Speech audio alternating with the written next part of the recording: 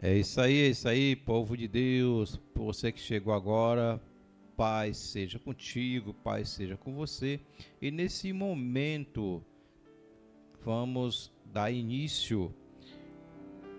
O tema de hoje é o Jesus, o grande mestre.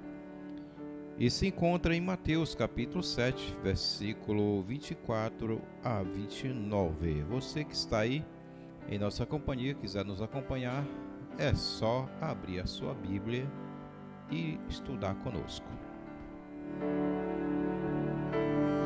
Mateus capítulo 7, verso 24 a 29 diz assim: Assim todo aquele que ouve estas minhas palavras e as pratica, será comparado a um homem sábio, que construiu sua casa sobre a rocha. E caiu a chuva, e vieram as enchentes, e sopraram os ventos, e bateram com violência contra aquela casa. Mas ela não caiu, pois tinha seus alicerces na rocha.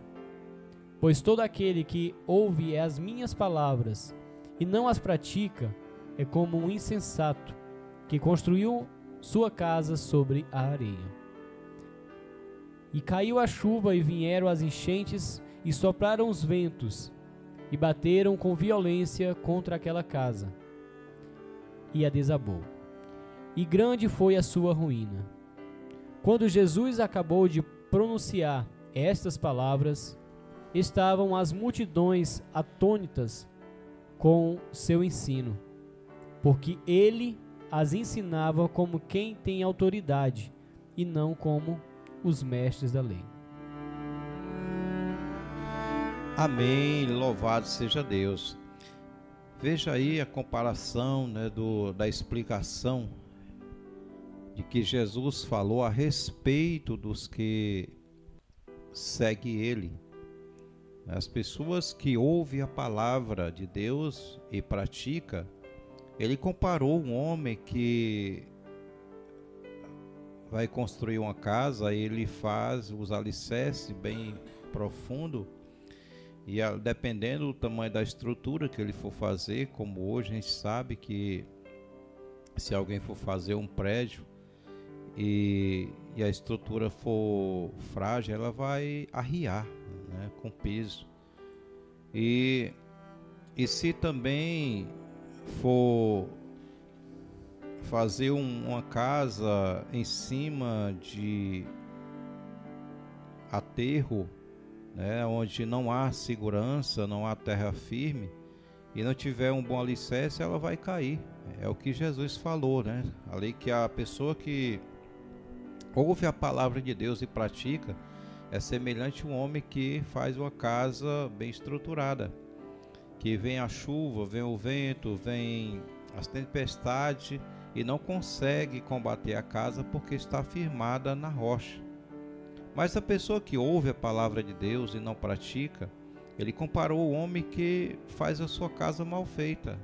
Ele constrói uma casa mal feita, e quando vem as tempestades, ou seja, as provações dessa vida, que acontece quando a gente aceita Cristo Jesus, sempre vem as provações. Vem de várias formas, vem no nosso meio, entre os irmãos. Às vezes nós se espantamos, às vezes, e tem irmãos que se escandalizam, por ver algum irmão fazer alguma coisa errada, porque acha que depois que aceita Jesus, está livre de cometer alguns delitos, está livre de cometer algum ato, está livre de pecar. Não, nós temos que estar preparados para tudo, porque nós aceitamos a Cristo, nós estamos sujeitos a ser mais perseguidos, nós estamos sujeitos a cair também. Então Jesus deixou bem claro: quem está firme, a pessoa que pratica a palavra de Deus, não se escandaliza com nada.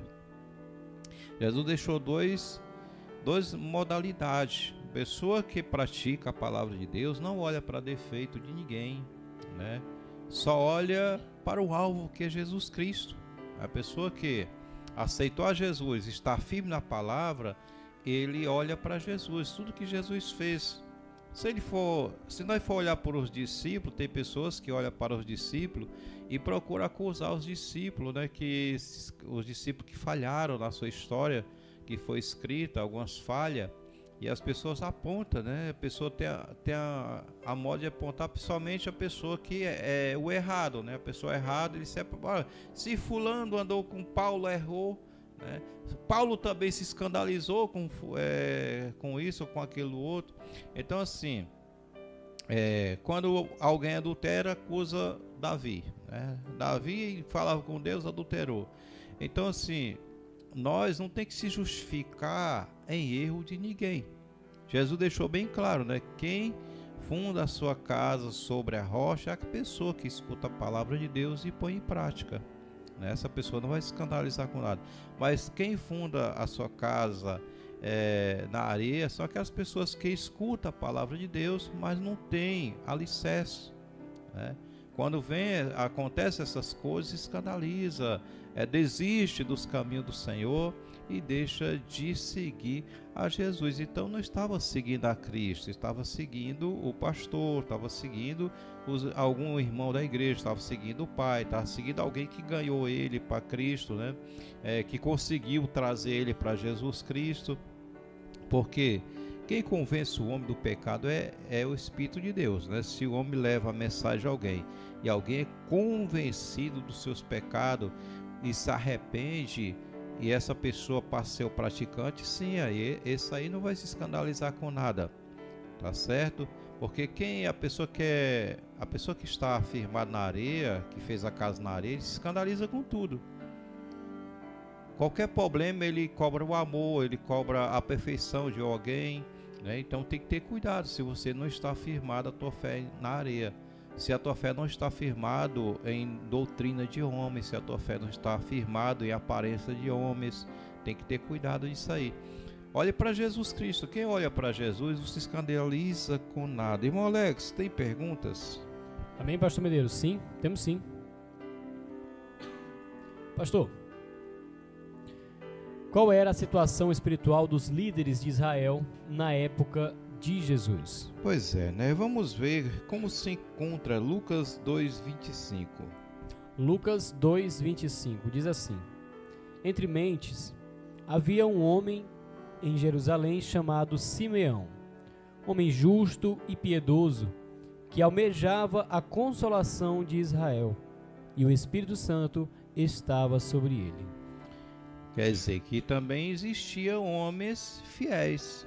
Ele era sacerdote, Simeão, estava esperando em Deus, era justo e fiel e esperava em Deus, né?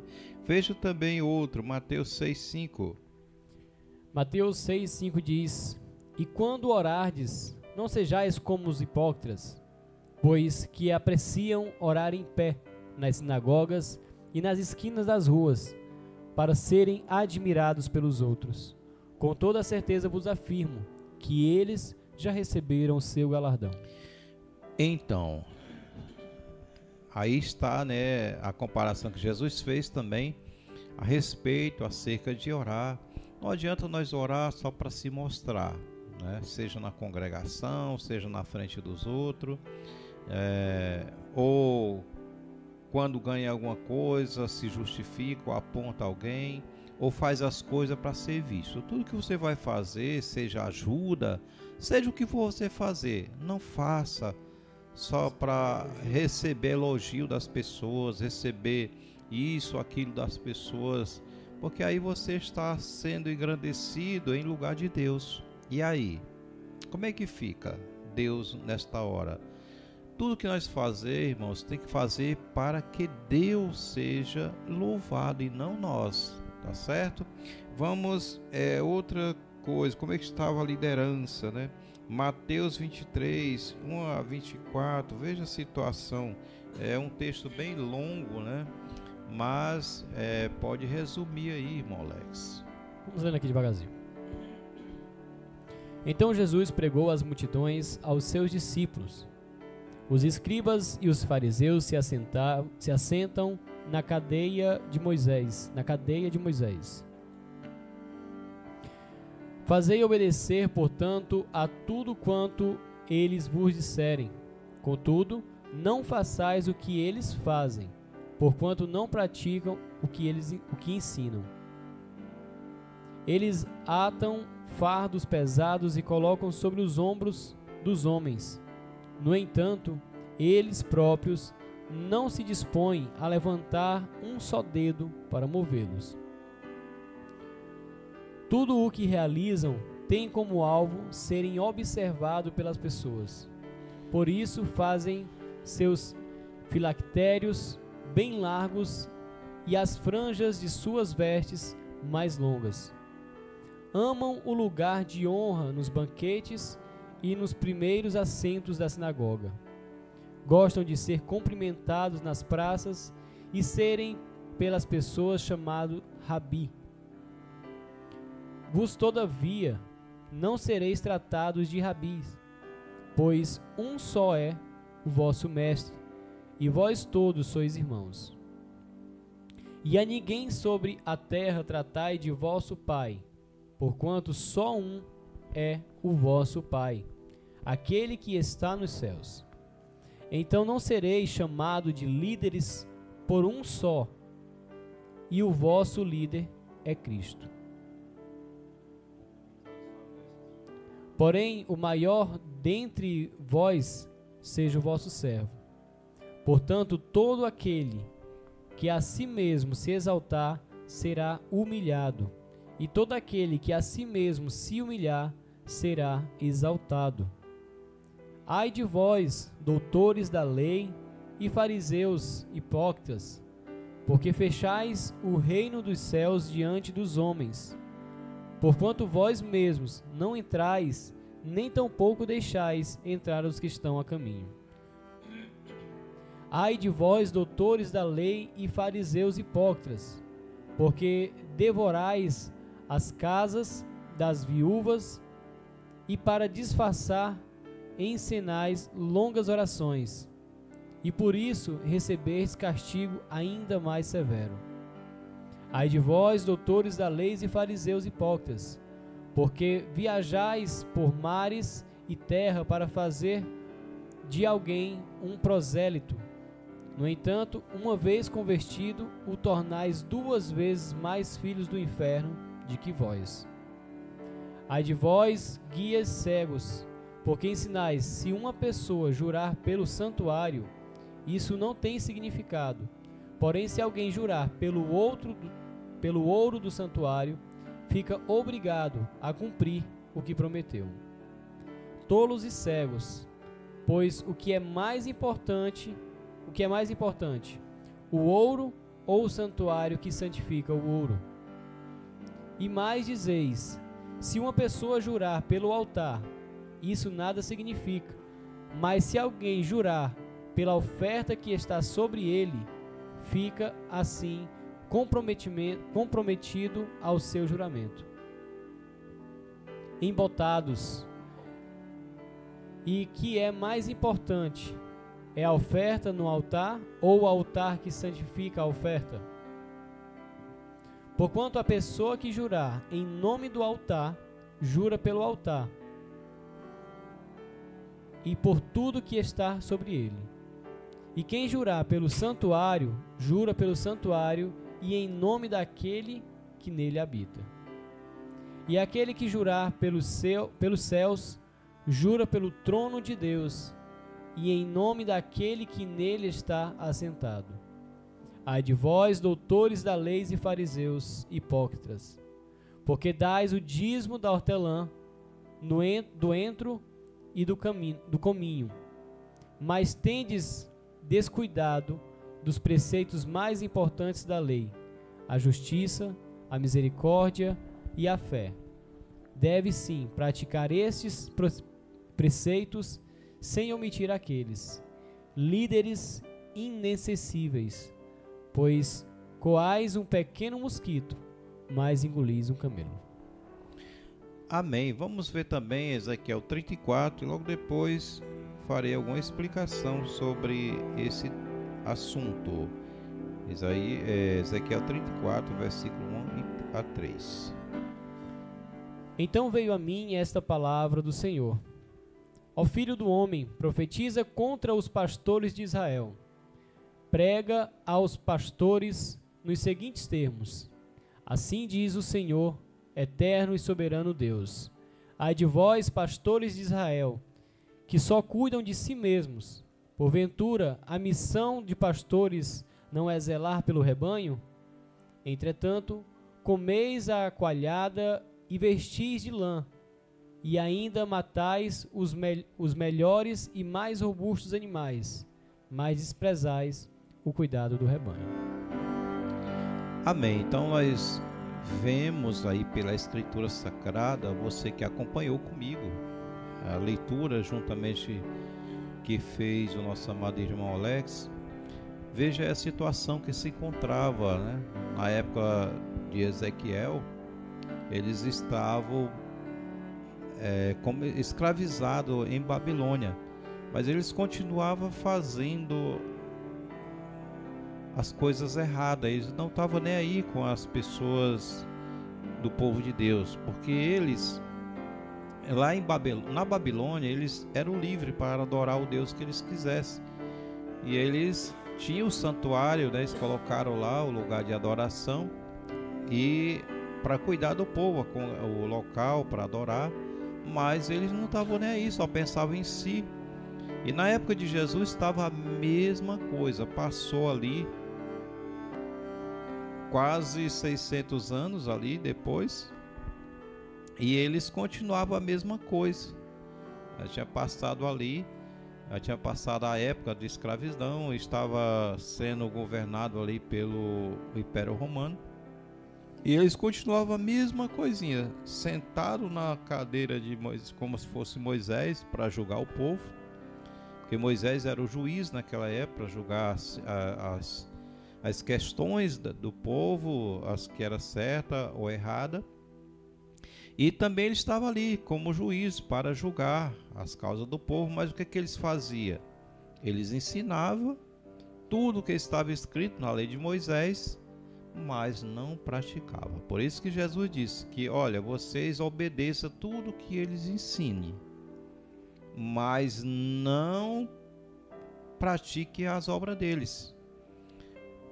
O que Jesus quis dizer com isso? Que nós, irmãos, temos que ouvir a palavra de Deus e praticar, e não olhar para a obra de ninguém, para o defeito de ninguém. Porque se você for olhar para o defeito do pastor, porque se você for olhar para o pastor como se ele fosse uma pessoa igual a Jesus, ou até mais santo que as pessoas querem que o pastor seja, eles vão olhar para ele e não quer que o pastor faça nada de errado, nada. E quando o pastor faz qualquer coisa errada, diz que ele não tem sabedoria, que ele é um tolo, que ele é isso, que é aquilo outro. Então o que acontece? Quem que fala isso? As pessoas também, que eles não estão se preocupando com a salvação deles. Porque quando nós deixamos de se preocupar com a nossa salvação e vai se preocupar com a vida dos outros, nós vamos esquecer de santificar a nossa. Nós vamos se esquecer de praticar a devida palavra de Deus, que é para nós também. Porque se eu pratico a palavra de Deus e você pratica, eu não vou me escandalizar com nada seu que você faz, eu vou lhe ajudar aonde você errou. Porque se eu errar, você diz, irmão, não, você que é meu amigo, você que é meu irmão, você que almeja a salvação, você tem que dizer, irmão, eu acho que você deveria fazer assim. Não é assim que a palavra de Deus ensina, né? Então assim, eu estou seu amigo, eu quero que você siga o que Jesus ensinou. O que é que você acha? Eu estou errado? A pessoa tem que fazer assim, é o certo nós fazer assim. Porque quando você julga uma pessoa, como eles faziam aqui, né? Eles sentavam ali na cadeira de Moisés, eles queriam ser chamados de mestre, eles queriam ser visto como mestre, eles queriam adoração e o louvor para eles, né?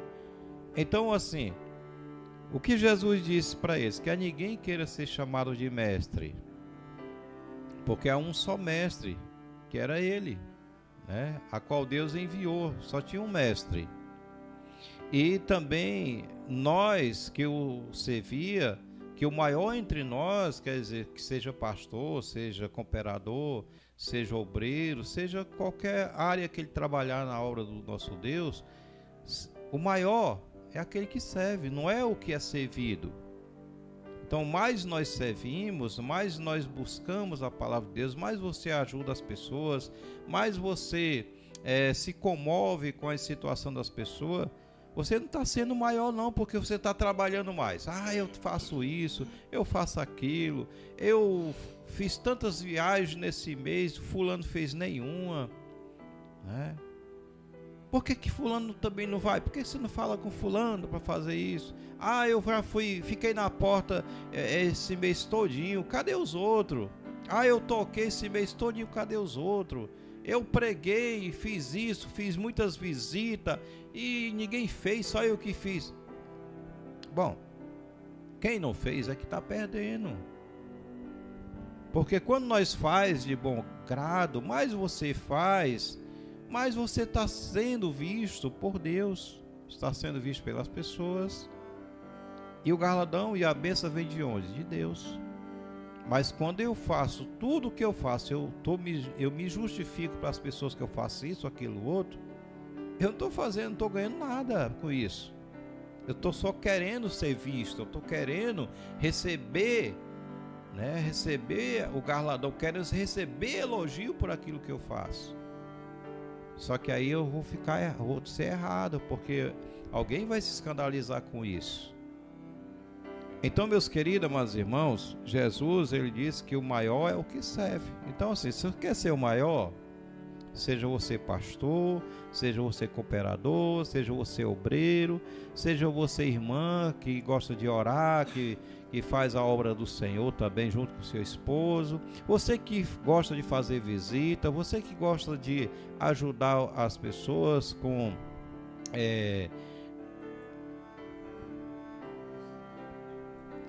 Você que gosta de ajudar as pessoas com cesta básica, você que gosta de fazer, amém, louvado seja Deus.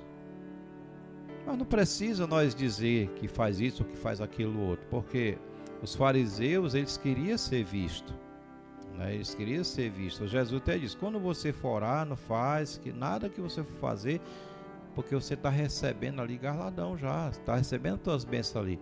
E eu quero receber as minhas bênçãos do Senhor nosso Deus. Se alguém me elogiar, mas eu não devo pegar aquele elogio e me agradecer com aquilo ali. Eu devo agradecer e agradecer a Deus ao mesmo tempo por ter alcançado aquele elogio de alguém. E quando eu errar também, que alguém me corrigir, eu tenho que agradecer àquela pessoa também que me corrigiu e agradecer a Deus por ter me mostrado o meu erro. E mais ainda, se eu me consertar, melhor ainda. Porque quando a pessoa não se conserta, aí é que é pior, né? Então Jesus disse bem claro, vocês nem entram no reino de Deus, e também as pessoas que estão ouvindo também não entram, porque se escandalizavam. E nós não devemos jurar por nada, nem pelo céu, nem pela terra, por nada. As nossas palavras devem ser sim, sim e não, não. O que passa disso é de procedência maligna, porque tudo que nós for fazer juramento, eu juro por Deus. Tem pessoas que fazem alguma coisa e por não ter muito crédito, ele vai jurar pelos céus, por Deus. E diz: quem jura por Deus, jura por o céu. Quem jura por qualquer coisa, oferta por qualquer coisa. Tem pessoas que juram pela mãe. Eu juro pela minha mãe, eu juro pelo meu pai. Não pode jurar por ninguém. Você tem que fazer as tuas coisas e assumir, né? Assumir. Sim, sim, não, não. Você fez? Fiz. Você não fez? Não. Então pronto, né?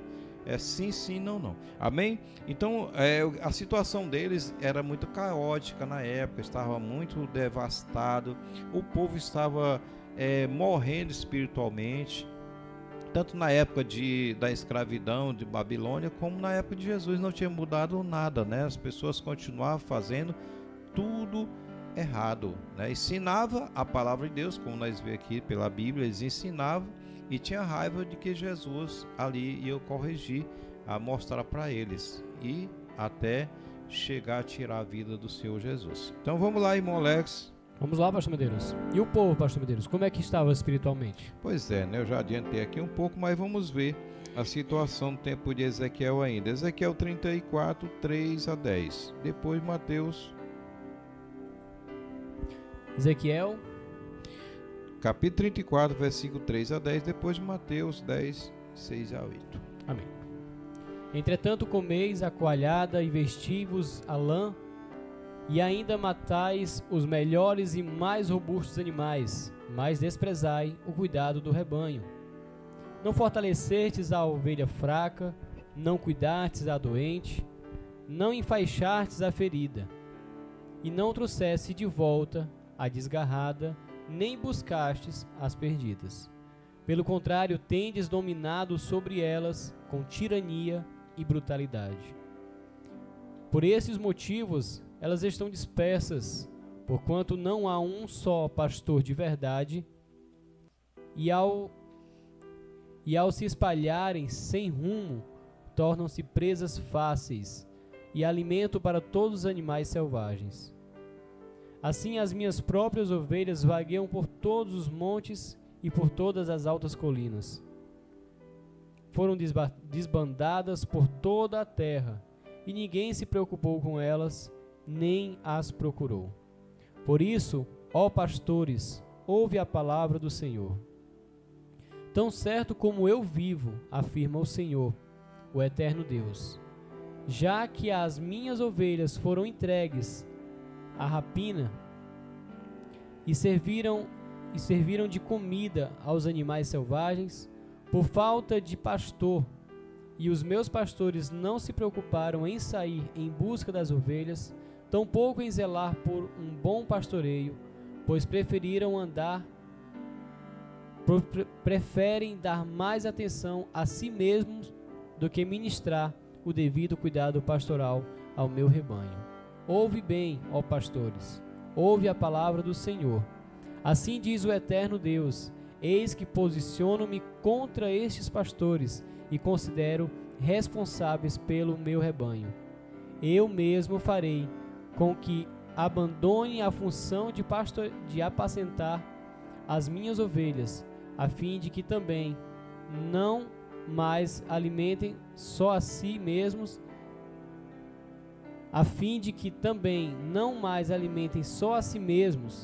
eis que livrarei o meu rebanho da boca deles, para que não sirvam mais de comida.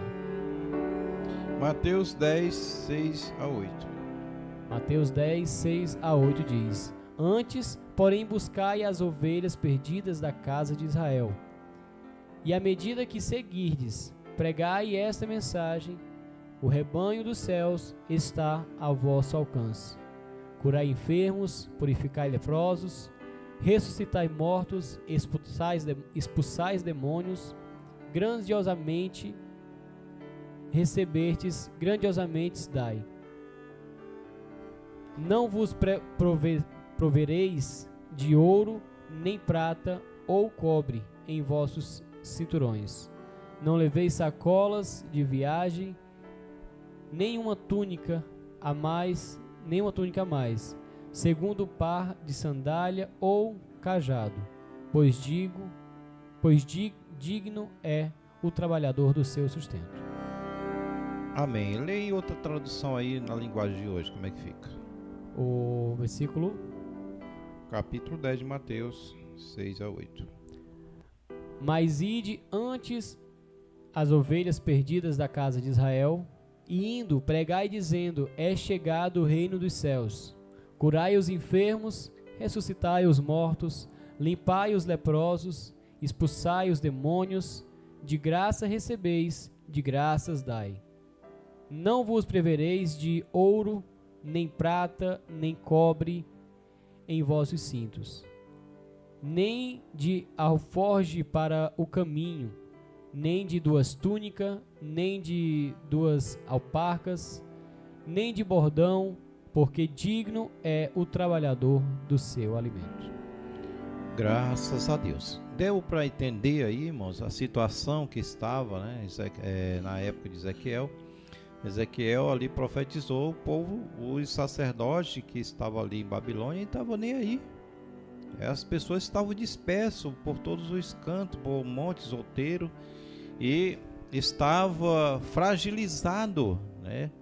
Por isso que quando ali fizeram a estátua do Nabucodonosor, todos se drobaram, menos Misaque, Azarias, ali foi 3 que não se drobaram diante da estátua de Nabucodonosor na época, mas o restante nós percebemos que todos se drobaram. Quer dizer que eles não estavam nem aí. As pessoas estavam dispersas. Na época de Jesus também, quando Jesus escolheu ali os seus discípulos, que mandou pregar o evangelho, ele mandou ir a quem? As ovelhas perdidas da casa de Israel. E que eles não levassem 2 túnicas, não levassem 2 sandálias quando eles fossem evangelizar, e também não levassem ouro nem prata. Também, da forma que eles receberam, também recebeu de graça. Quer dizer, que eles não levassem sacola para não receber nada também, né? Para não estar pedindo nada, trazer nada. Porque eles ali, o que eles comessem, né? Os que ele entrasse na casa, desse comer para eles, eles comiam. E aonde eles pudessem trabalhar, trabalhava. Então, eles diz, digno é o obreiro do seu salário. Então, onde eles iam, eles eram ali abençoado, e o povo ali alimentava, porque eles estavam trabalhando para Jesus Cristo, estavam trabalhando para Deus. Hoje as pessoas querem privar isso, né? Que o pastor não é digno disso, o pastor não é digno daquilo, né? As pessoas que trabalham para o reino de Deus, ele é digno do seu salário. Então nós temos que trabalhar não por própria ganância, não por querer usurpar isso ou aquilo das pessoas, mas trabalhar por amor à obra de Deus. Então, é isso que nós temos que fazer, porque o galardão, ele vem de Deus. Se você trabalha na obra de Deus, amém, louvado seja Deus. Tudo que você faz por amor à obra de Deus, você é abençoado. Deus te recompensa de várias formas. Vai abençoar teu trabalho, vai abençoar a tua vida, abençoar tua família. Você vai ser uma pessoa próspera, a pessoa vai ser uma pessoa abençoada. E todo mundo vai ver isso. É porque você faz isso com amor. Deus trabalha, Deus dá para aqueles que fazem a obra de Deus com amor. Porque de graça dá e de graça vão receber. Amém? Deus abençoe. Vamos lá, irmão Alex. Vamos, pastor Medeiros. Pastor, ao ensinar como Jesus era reconhecido, né? Pois é, como Jesus era reconhecido, né? Mateus 14:5. Mateus 14:5 diz: Herodes, portanto, queria matá-lo, mas temia o povo, pois este o considerava profeta. Olha aí, temia, né? Mateus 11:28-30. Veja como Jesus se considerava. Vinde a mim, os que estáis cansados de carregar suas pesadas cargas, e eu vos darei descanso. Tomai o vosso lugar em minha canga e aprendei de mim, porque sou amável e humilde de coração, e assim achais descanso para as vossas almas, porque meu jugo é bom e minha carga é leve. Mateus 21:11. Então as multidões exclamavam: Este é o profeta Jesus, vindo de Nazaré da Galileia. O templo... só isso mesmo. João capítulo 4, 25.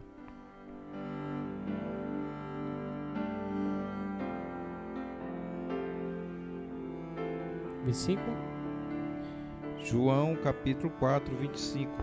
A mulher disse a Jesus: Eu sei que o Messias está para vir. Quando ele vier, ele nos esclarecerá sobre tudo. Mateus 15:3. Não, João 15:3.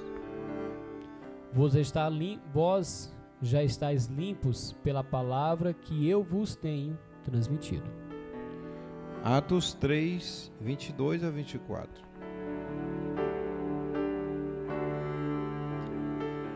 Porquanto declarou Moisés: ó Senhor Deus, levantará dentre vós, irmãos, um profeta como eu. A ele ouvireis em tudo que vos ordenar. Mateus 10:11. Mateus 10, verso 11 diz... Não, Atos 10:11, perdão. Atos.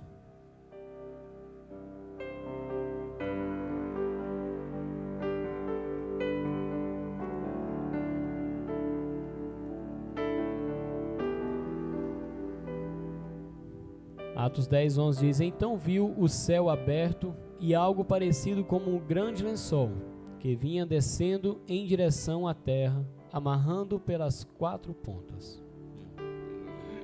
E Lucas 4:16 a 21.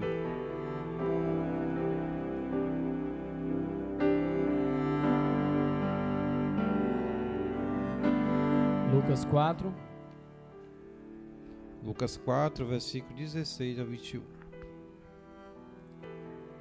Jesus viajou para Nazaré, onde havia sido criado, e conforme seu costume, um dia de sábado, entrou na sinagoga e posicionou-se em pé para fazer a leitura.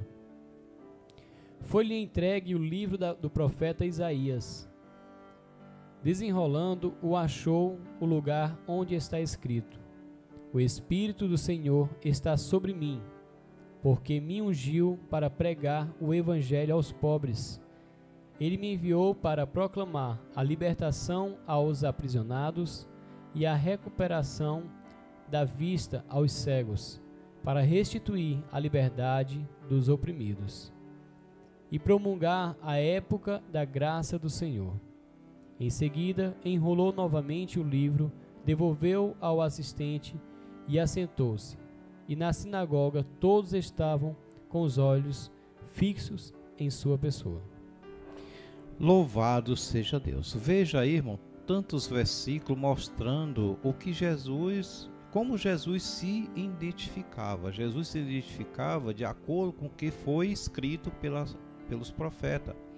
Então, a palavra de Deus é bem claro, né, que Herodes desejava matar, mas não matava com medo do povo, porque o povo considerava como profeta. Jesus também dizia e convidava o povo que viesse a ele, que estivesse fraco, estivesse doente, que ele o curaria. E ele ajudaria a carregar as cargas. Não era como os fariseus. Também disse, a palavra do Senhor continuou falando, que ele estava sempre auxiliando o povo. E quando chega aqui em Lucas, ele confirma, né? Se levanta para a lei, tinha costume de todos os estados na sinagoga.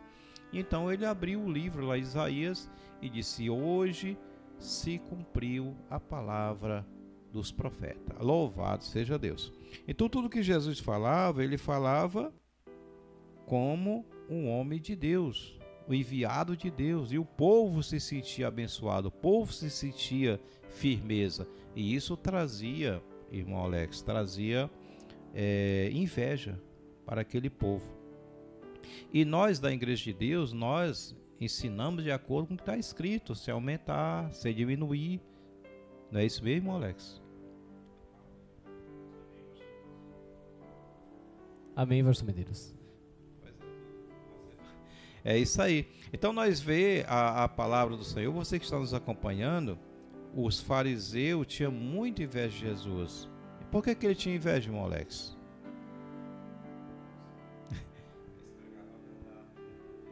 Então assim, eles tinham inveja porque Jesus pregava a verdade, né? E apontava os erros dele de forma sábia. Ele não apontava o erro dele com o dedo ou discutia, né? Jesus sempre falava por parábola. E tem mais alguma pergunta que fala sobre isso, irmão Alex?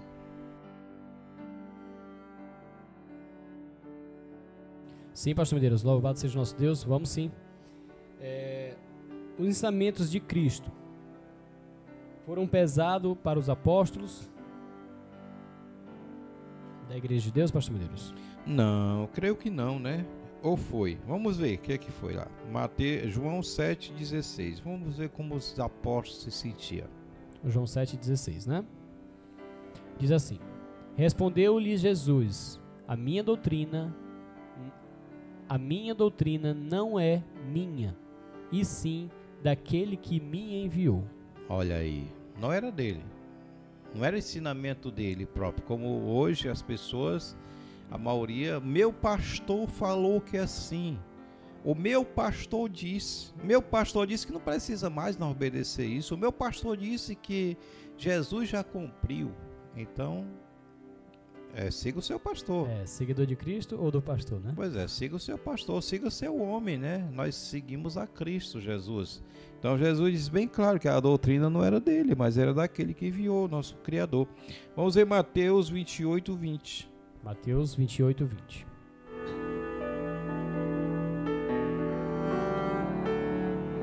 Diz assim: ensinando-os a obedecer a tudo quanto vos tenho ordenado, e assim eu estarei permanentemente convosco até o fim dos tempos. O que é que os discípulos tinham que fazer, irmão Alex? Os discípulos, pregar o evangelho? Sim, o que é que você leu aí? Ensinar tudo que eles tinham aprendido. Você não ensina aquilo que aprende? Sim. Você não fala para as pessoas que o sábado é o dia do Senhor? Sim. Você não fala que o Rei de Deus vai ser aqui na terra? Sim. Então você ensina tudo aquilo que tem aprendido. Amém. Então o que Jesus disse para eles: olha, vocês vão e permaneça ensinando tudo que eu ensinei para você, e aí eu vou estar com vocês até a consumação do século. Olha que beleza, né? Quando nós ensinamos a verdade, Jesus vai estar conosco também. Amém? Deus abençoe. Irmão Alex, ainda tem Efésios 4, versículo 20 e 21. Efésios 4 e versículo 20 e 21. Diz assim: entretanto não foi isso que vos aprendeis de Cristo, se o que de fato o ouvirdes e nele fostes discipulados, conforme a verdade que está em Jesus. Você leu 21 também? 21 também. Então, se você não estiver obedecendo, então vocês não foram discípulos de Cristo. Quer dizer, quem não obedece, não aprendeu com Cristo. Amém, irmãos? E se nós ensinamos de acordo com o que nós aprendemos com Cristo, então nós somos seguidores de Cristo. Louvado seja Deus. Vamos ver 1 Carta de Pedro 5,4. Diz assim: ora, assim que o Supremo Pastor se manifestar, recebereis a imperecível coroa da glória. Olha que bênção, né? Pedro ensinou que se nós, presbíteros, nós que se ensinar de acordo com a palavra, nós vamos receber a recompensa do sumo pastor, que é Cristo, quando ele voltar. Amém. Amém, irmãos? Oh, que glória. Amém, irmão Alex? Amém, pastor Deus. Então que Deus abençoe vocês. Muito obrigado pela sua companhia, obrigado pela sua paciência. Espero que essa instrução tenha trazido benefício para a sua vida, para a sua família. Que Deus abençoe. Pai seja convosco.